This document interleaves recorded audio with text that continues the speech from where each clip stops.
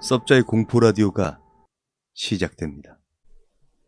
여러분, 구독과 좋아요는 섭자에게 아주 큰 힘이 됩니다. 이 이야기는 과 선배 오빠의 친구의 할머니가 직접 겪은 일이라고 들은 이야기입니다. 이야기는 선배 오빠의 친구의 할머니께서 젊었던 시절로 거슬러 올라갑니다. 친구의 할머니께서는 독실한 기독교 신자라고 하시는데요. 지금은 주변에 많이 보이는 게 교회인데 그 당시엔 지금에 비해 교회 숫자도 적었고 친구 할머니께서 사시던 곳이 외진 곳이라서 교회를 가려면 읍내까지 가야 하는데 거리가 멀진 않지만 걸어서 산길을 지나가야 했다고 하네요. 그래서 주일마다 오전 예배에 참석하기 위해서 새벽밥을 지어 먹고 집을 나섰다고 합니다. 이 이야기는 할머니가 20대 후반, 30대 초반, 대충 그쯤 되는 연세에 겪은 이야기입니다. 남편분에게 같이 가자고 해도 남편분은 교회에 안 다니셔서 어쩔 수 없이 혼자 다니셨다고 합니다. 아무튼 할머니께서 어느 때와 마찬가지로 일찍 집을 나섰는데 겨울이라 그런지 해가 뜨질 않아서 주위가 어둑어둑했다고 합니다. 밤중에 산길을 어떻게 가셨는진 저도 궁금하지만 할머니께서 교회에 가기 위해 산길을 걸어가고 계셨는데 매주 다니던 길이 그날따라 이상하게 적막하고 음산했다고 합니다. 한참 산을 넘어가시던 할머니께서는 왠지 모를 불안감이 들어 혼자 걷는 게 무서우셔서 남자든 여자든 상관없으니까 사람이라도 만났으면 좋겠다 라고 생각하면서 걸으셨다네요. 한참 걷고 있는데 뒤에서 분명히 인기척이 났는데 이상한 기분이 들어서 뒤를 돌아보셨다고 합니다. 뒤를 돌아보니 저 멀리 한 남자가 천천히 걸어오고 있더랍니다. 보통 어두컴컴한 산길에서 뒤따라오는 남자를 만나면 무서운 생각이 들 수 있는데 할머니께서는 사람이다 라는 생각만으로 반가운 기분에 든든하게 갈 길을 가셨다고 합니다. 그 남자를 뒤로 한 채 길을 걷던 할머니께서는 이상한 생각이 들어서 다시 뒤를 돌아보셨는데 조금 전에 봤던 남자의 걸음걸이가 이상하다고 느껴졌답니다. 그래서 다시 살짝 뒤를 돌아보니 확실히 그 남자의 걸음걸이는 이상하더랍니다. 그리고 보통 남자의 걸음 속도라면 여자인 자신을 금방 따라잡을 수도 있을 법인데 너무 천천히 걸어오고 있었답니다. 그것도 눈에 익지 않은 걸음걸이로 말이죠. 그래서 할머니께서 잠깐 우두커니 서서 그 남자를 주시하고 있었는데 자신을 향해서 천천히 걸어오고 있는 그 남자의 걸음걸이는 보통 사람이 걸으면 양발을 번갈아 내딛으면서 그렇게 걸으니까 머리가 좌우로 살짝 움직이는 그런 모습이어야 하는데 그 남자는 머리가 거의 움직이지 않고 다리가 심하다 싶을 정도로 좌우로 크게 흔들렸답니다. 더욱 궁금해진 할머니는 더 자세히 그 남자를 지켜봤는데 그 남자의 정확한 모습이 눈에 들어온 순간 할머니는 숨이 턱 막힐 뻔하셨답니다. 그리고는 정신없이 달리셨다고 해요.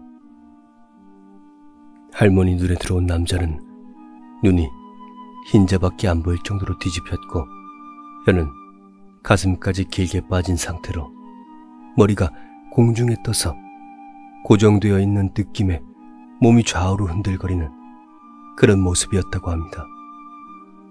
그렇게 흔들릴 때마다 혀가 좌우로 흔들리고 그러면서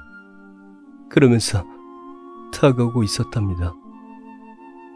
그걸 본 할머니께선 잠시 숨이 탁 막히셨다가 불현듯 저건 사람이 아니야. 라는 생각이 머릿속에 떠올랐고 본능적으로 살기 위해 도망치셨다고 합니다. 한참을 도망치던 할머니께선 숨이 너무 차서 도저히 달릴 수가 없었고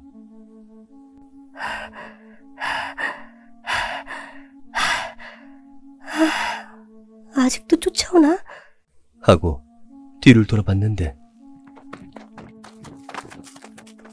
엉거주춤 천천히 걷던 그 남자가 엄청 빠른 속도로 할머니를 쫓아오고 있었답니다. 그런데 그 모습이 정말 무서운 것이 할머니가 처음 본 그 모습 그대로 쫓아왔다고 합니다. 머리는 움직이지 않고 양 다리를 심하게 좌우로 흔들거리면서 그리고 마찬가지로 길게 빠진 혀도 좌우로 흔들거리며 뛰어오기보단 마치 날아오듯 쫓아오고 있었답니다. 그래서 할머니는 그 자리에 주저앉아 눈을 감고 그 순간부터 계속 주기도문을 외우셨답니다. 하늘에 계신 우리 아버지, 아버지의 이름이 거룩히 빛나시며 아버지의 나라가 오시며 아버지의 뜻이 하늘에서와 같이 땅에서 이루어지소서. 오늘 저희에게 일용할 양식을 주시고 저희에게 잘못한 일을 저희가 용서하오니 저희 죄를 용서하시고 저희를 유혹에 빠지지 않게 하옵시고 악에서 구하옵소서. 아멘. 한참 동안 주기도문을 외우고 있다가 눈을 떠보니 주변엔 아무도 없었고 날이 밝아 있었답니다.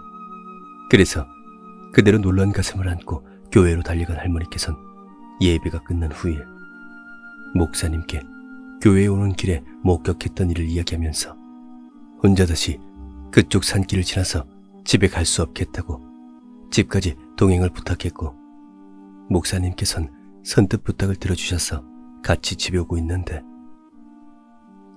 할머니께서 지나오셨던 산길, 그 산길 중에서 할머니께서 그 이상한 남자를 처음 목격했던 그 장소쯤 되는 곳에 사람들이 모여 있었답니다.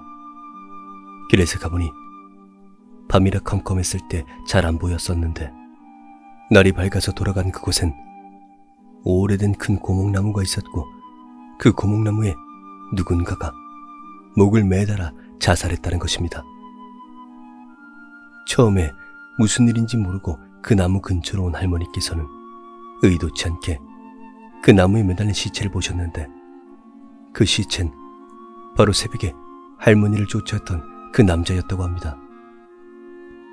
목이 매달린 채로 눈을 하얗게 뒤집고 혀가 가슴까지 쭉 빠진 상태에서 좌우로 흔들리는 모습에 어떻게 목을 매달았는지 모르겠지만 그 남자가 꽤 높은 곳에 매달려 있어 마을 사람들은 쉽게 그 남자의 시신을 수습하지 못하고 그렇게 있었다고 합니다.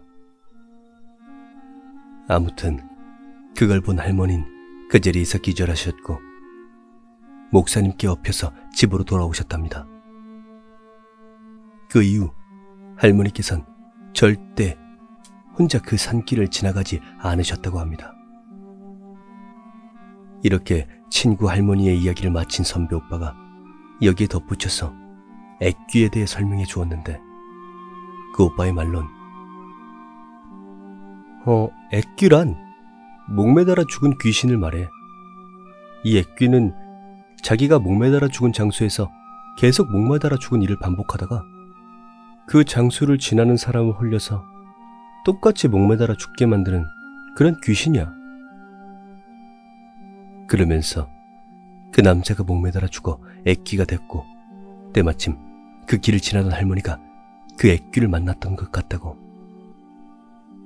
할머니를 홀려서 똑같이 목매달아 죽게 만들려고 했다가 할머니께서 외운 주기도문 덕분인지 아니면 해가 뜬 덕분인지 해치지 못하고 사라진 것 같다고.